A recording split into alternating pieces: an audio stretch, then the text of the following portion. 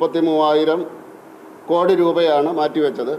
ശ്രീ നരേന്ദ്രമോദി അധികാരത്തിൽ വന്നതിന് ശേഷം അത് 100 ദിവസമായിട്ട് വർദ്ധിച്ചു. 100 ദിവസം ഈ തൊഴിലുറപ്പിൻ്റെ ഭാഗമായിട്ട് തൊഴിൽ കൊടുക്കുന്ന സംവിധാനത്തിലേക്ക് എത്തി. ഇപ്പോഴത് 125 ദിവസമായിട്ട് വർദ്ധിപ്പിച്ചിരിക്കുകയാണ്. അതിനുവേണ്ടി മാറ്റിവെച്ചിരിക്കുന്ന തുക 1,51,000 കോടി രൂപയാണ്. അതായത് UPAയുടെ കാലഘട്ടത്തിൽ 36 ദിവസം തൊഴിൽ കൊടുത്തിരുന്നുവെങ്കിൽ ഇപ്പോഴ് 125 ദിവസമാണ് തൊഴിൽ നൽകുന്നത്. അന്ന് മാറ്റിവെച്ചിരുന്നത് 33,000 കോടി രൂപയാണെങ്കിൽ 1,51,000 കോടി രൂപയാണ് ഇപ്പോൾ ഇതിനു വേണ്ടി മാറ്റിവെച്ചിരിക്കുന്നത്. സ്വാഭാവികമായിട്ടും ഇത് തൊഴിൽ കൊടുക്കുകയും അതിൻ്റെ ഫലമായിട്ട് സമൂഹത്തിൽ ഗുണമുണ്ടാകുകയൊക്കെ ചെയ്യുന്നുണ്ട്, അതിനെ നിഷേധിക്കുന്നില്ല.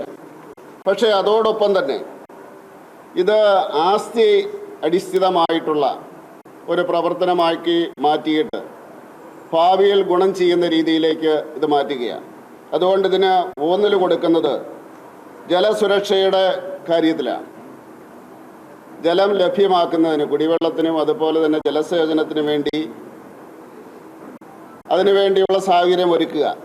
ഇപ്പോൾ കുഴി കുത്തിക്കഴിഞ്ഞാൽ പിന്നെ അടുത്ത പ്രാവശ്യം അത് മൂടുന്ന പദ്ധതിയാണ്. അതിന് പകരം അത് സ്ഥിരമായിട്ട് നിലനിർത്തുന്ന സംവിധാനത്തിലേക്ക് മാറുക. പിന്നെ ഈ അടിസ്ഥാന വികസനം, ഗ്രാമീണ മേഖലയിൽ അടിസ്ഥാന വികസനത്തിന് വേണ്ടി ഈ പദ്ധതി ഉപയോഗിക്കുക. അതുപോലെ തന്നെ ഉപജീവനത്തിന് ആവശ്യമായിട്ടുള്ള അടിസ്ഥാന വികസനം, ജനങ്ങളുടെ ജീവിതത്തിന് ആവശ്യമായിട്ടുള്ള അടിസ്ഥാന വികസനം, അതുപോലെ തന്നെ ഈ നമ്മുടെ കാലാവസ്ഥാ വ്യതിയാനത്തിന് അടിസ്ഥാനമായിട്ട് വലിയ ദുരന്തങ്ങളും വലിയ വെള്ളപ്പൊക്കവും വലിയ വരൾച്ചയും ഒക്കെ ഉണ്ടാകുന്ന അവസരത്തിൽ അതിനെ പ്രതിരോധിക്കാൻ ഉള്ള രീതിയിലുള്ള മുൻകരുതൽ എന്നുള്ള രീതിയിലുള്ള പ്രവർത്തനങ്ങൾ നടത്തുക. ഇതാണ് ഇതുകൊണ്ട് ഉദ്ദേശിക്കുന്നത്. ഇപ്പോൾ പ്രാധാന്യം കൊടുക്കുന്നത് നേരത്തെ ഉള്ള പ്രവർത്തനങ്ങളെ തള്ളിക്കളയുന്നില്ല, പക്ഷേ ഇത് കുറച്ചും കൂടെ ഉപയോഗപ്രദമായിട്ട് വിനിയോഗിക്കുക എന്നുള്ളതാണ് ഇതുകൊണ്ട് ഉദ്ദേശിക്കുന്നത്. അതും കൃത്യമായിട്ടുള്ള ഗുണഭോക്താക്കൾ. ഇപ്പം സംഭവിക്കുന്ന ചില കാര്യങ്ങൾ ചില സ്റ്റേറ്റുകളിൽ ഇതിൻ്റെ പേരിൽ വലിയ അഴിമതി ഉണ്ടായി. ഈ മസ്റ്റർ റോളിൽ മാറ്റം വരുത്തുക, കൃത്രിമമായിട്ടുള്ള തൊഴിൽ കാർഡുകൾ കൊടുക്കുക, ഇല്ലാത്തവർക്ക് തൊഴിൽ കാർഡ് കൊടുക്കുക, അങ്ങനെയുള്ള പരാതികൾ വന്നതുകൊണ്ട് അതിനിപ്പോൾ കൃത്യമായിട്ടുള്ള സംവിധാനം ഒരുക്കുകയാണ്. അതുകൊണ്ട് അവരുടെ ഫണ്ടിലേക്ക്, ഈ തൊഴിലാളികളുടെ ഫണ്ടിലേക്ക്, അവരുടെ അക്കൗണ്ടിലേക്ക്, ഫണ്ടിലേക്കല്ല അവരുടെ അക്കൗണ്ടിലേക്ക് നേരിട്ട് ഇതിൻ്റെ കൂലിയെത്തും. ആഴ്ചയിൽ ഒരിക്കലാണ് കൊടുക്കുന്നത്. പരമാവധി 2 ആഴ്ച കൂടുന്ന അവസരത്തിലാണ് ഇത് കൊടുക്കുന്നത്. അപ്പോൾ അതുകൊണ്ട് ഈ കള്ളത്തരവോ അല്ലെങ്കിൽ ആ രീതിയിലുള്ള തൊഴിലവസരങ്ങൾ യഥാർത്ഥ തൊഴിലാളികൾക്ക് നഷ്ടപ്പെടുന്ന രീതി ഉണ്ടാവില്ല.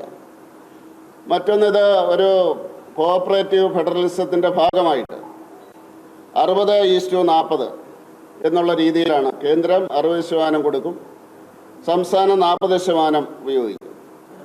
നേരത്തെ ഇത് 90-10 എന്നുള്ള രീതിയിലായിരുന്നു.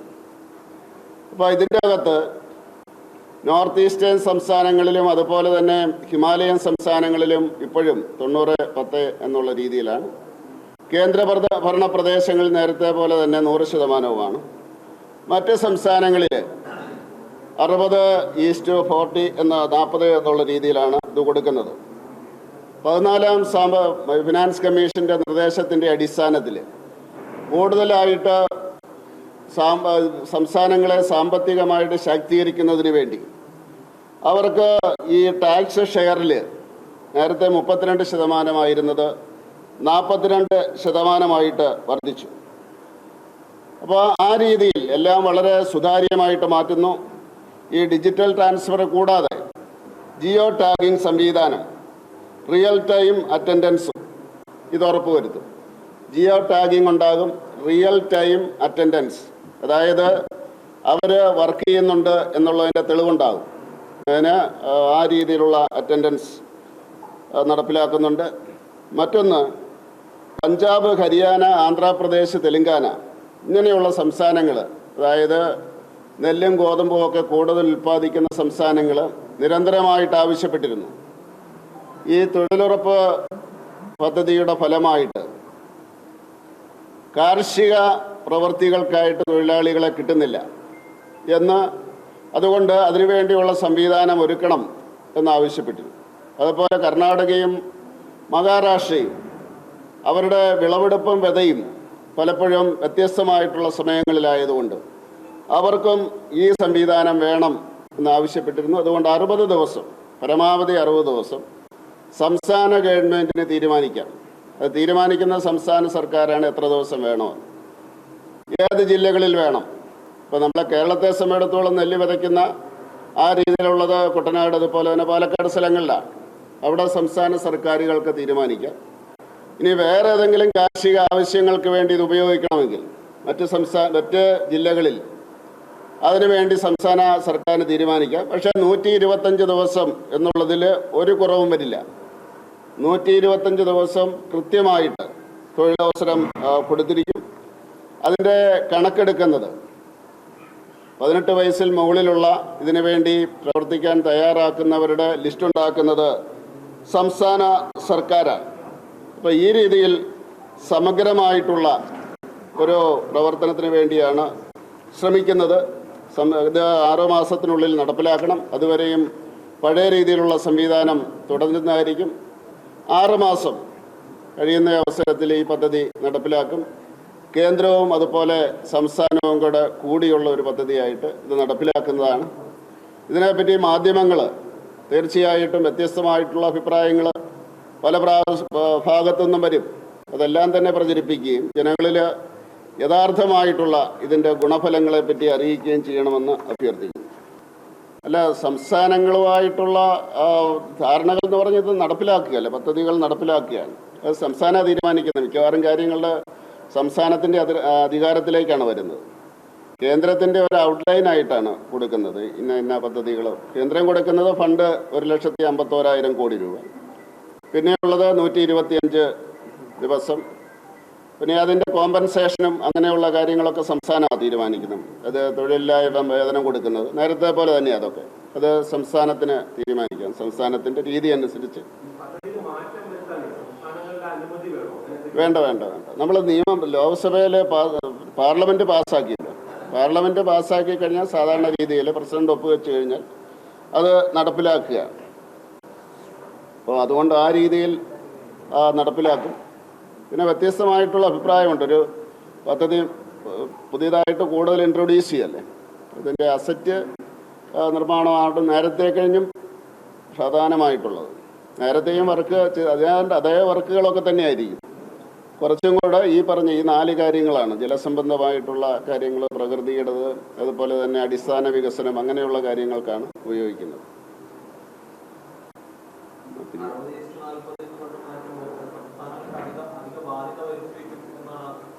അല്ല, അധികാരവും കിട്ടുമല്ലോ ജനങ്ങൾക്ക് കൂടുതൽ. അത് കേന്ദ്രത്തിന് വേണ്ടിയല്ലല്ലോ ചെയ്യുന്നത്. ഈ 40% എന്ന് പറയുന്ന കേന്ദ്രത്തിന് വേണ്ടിയല്ല, തൊഴിലാളികൾക്ക് വേണ്ടിയല്ലേ. തൊഴിലാളികൾ ആ സംസ്ഥാനത്തുള്ളവരല്ലേ. അപ്പോൾ അത് തൊഴിലാളികൾക്ക് വേണ്ടിയുള്ള സംവിധാനമാണ്. ഇത് കൂടാതെ സംസ്ഥാനങ്ങൾക്ക് വേണമെങ്കിൽ നല്ല രീതിയിൽ വേറെ കാര്യങ്ങൾ ചെയ്യാം. കേന്ദ്രത്തിന് വേണ്ടിയല്ല ഈ 40% പറയുന്നത്, ആ സംസ്ഥാനത്തെ തൊഴിലാളികളെ സഹായിക്കാൻ വേണ്ടി.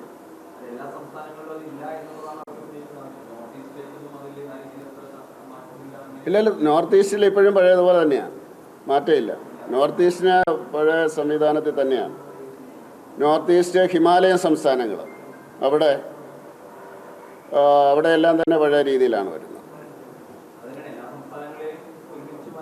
അല്ലല്ല, എല്ലാ സർക്കാരുകളും ഇത് ഈ നോർത്ത് ഈസ്റ്റ് ആൻഡ് ഹിമാലയൻ സംസ്ഥാനങ്ങൾ എന്നുള്ളത് എല്ലാ സർക്കാരുകളും തുടരുന്നതാണ്.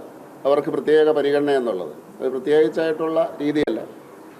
ചില സർക്കാരുകൾ വരുമ്പോൾ കൂടുതൽ പ്രാധാന്യം കൊടുക്കും, ചില സർക്കാരുകൾ അത് ആ രീതിയിലാണ്. അത് ഇന്ത്യയിൽ അക്സെപ്റ്റ് ചെയ്യപ്പെട്ടിരിക്കുന്ന കാര്യമാണ്. വികസനം കുറഞ്ഞ പ്രദേശങ്ങളിലുള്ള ദൂരപ്രദേശങ്ങളിലും ഒക്കെയുള്ളവർക്കുള്ള സഹായം എല്ലാ പാർട്ടികളും എല്ലാ സംസ്ഥാനങ്ങളും എല്ലാ പാർട്ടികളും എല്ലാ സർക്കാരുകളും അംഗീകരിക്കുന്നത്. അതിനാരും ചോദ്യം ചെയ്തിട്ടില്ല. ഒരു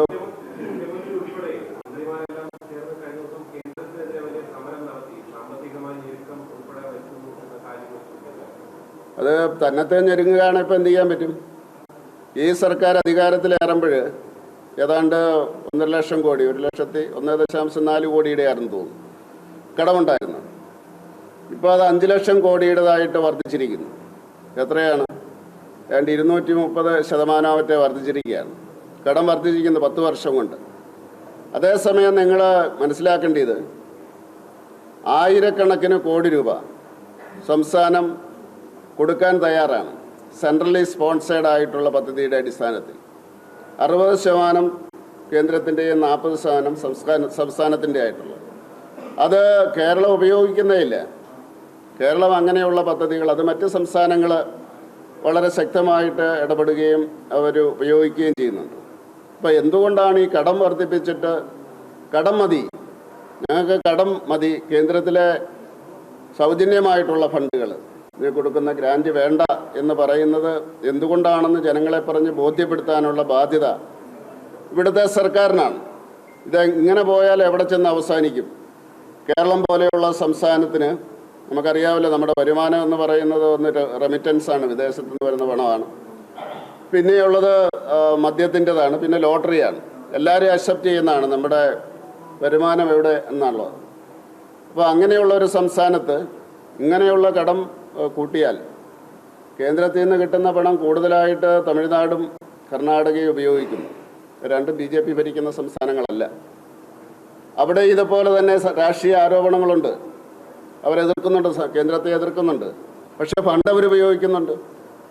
എന്തുകൊണ്ട് ഫണ്ട് ഉപയോഗിക്കുന്നില്ല കേരളത്തിൽ എന്നുള്ളത് സംസ്ഥാന സർക്കാർ വ്യക്തമാക്കേണ്ടതാണ്. ഇത്രയും കടം എന്തുകൊണ്ട് വരുത്തി വെച്ചു? ഇനിയും കൂടുതൽ കടം ഇത് എന്തിനു വേണ്ടിയാണ് ഉപയോഗിക്കുന്നത്? അതിന് തക്കതായിട്ടുള്ള എന്തെങ്കിലും മാറ്റം കേന്ദ്രം നടപ്പിലാക്കുന്നതല്ലാതെയുള്ള വികസന പദ്ധതികൾ ഏതാണ്? അടിസ്ഥാന വികസന പദ്ധതികളെല്ലാം കേന്ദ്രമാണ് നടപ്പിലാക്കുന്നത്. അപ്പോൾ അതുകൊണ്ട് അത് പരിശോധിക്കേണ്ടതാണ്, ജനങ്ങളെ ബോധ്യപ്പെടുത്തേണ്ടതാണ്. ഇലക്ഷൻ വരുമ്പോഴേ കേന്ദ്രം എന്ന് പറഞ്ഞുകൊണ്ട് പറയുന്ന രീതി ശരിയല്ല. അത് രാഷ്ട്രീയപരമായിട്ടുള്ള ഒരു ഒളിച്ചുകളിയാണ് എന്ന് മാത്രമേ പറയാൻ സാധിക്കുകയുള്ളൂ. അപ്പോൾ അതുകൊണ്ട് അത് ജനങ്ങൾ വിശ്വസിക്കുന്നില്ല. ഇപ്പം പുറത്തിറങ്ങിയിട്ട് എത്ര കിട്ടാനുണ്ട് എന്നൊക്കെ പറഞ്ഞാലൊന്നും ആരും വിശ്വസിക്കില്ല.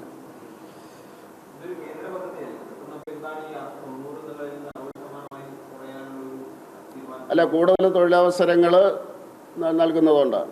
സംസ്ഥാനത്തിൻ്റെ പാർട്ടിസിപ്പേഷനോടുകൂടി കൂടുതൽ തൊഴിലവസരങ്ങൾ നൽകുന്നു. എന്താ? അല്ല, അതിനെ നടത്താൻ വേണ്ടിയാ. തീർച്ചയായിട്ടും ഉറപ്പാക്കില്ല. അതില്ല, അല്ലെങ്കിൽ നഷ്ടപരിഹാരം കൊടുക്കില്ല. അവർക്ക് തൊഴിലില്ലായ്മ വേതനം കൊടുക്കും, നഷ്ടപരിഹാരം കൊടുക്കും, ഫൈനടിക്കും, ഇതെല്ലാം ഉണ്ട്. ഇല്ല, തൊഴിലവസരം എന്താ ഇല്ലാത്തത് കേരളത്തിൽ?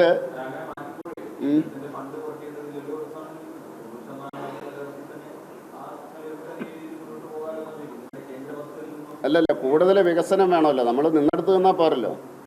കൂടുതൽ വികസനമല്ല നമ്മൾ ഉദ്ദേശിക്കുന്നത്. അപ്പോൾ അങ്ങനെ വരുന്ന അവസരത്തിൽ ഇല്ല 125 ആക്കണം. സംസ്ഥാനങ്ങൾക്ക് കൂടുതൽ അവകാശം കൊടുക്കണം. അവരുടെ പാർട്ടിസിപ്പേഷൻ വേണം. അതെല്ലാം എല്ലാവരും ആവശ്യപ്പെടുന്നതാണ്. അപ്പോൾ അതിൻ്റെ അടിസ്ഥാനത്തിലാണ്.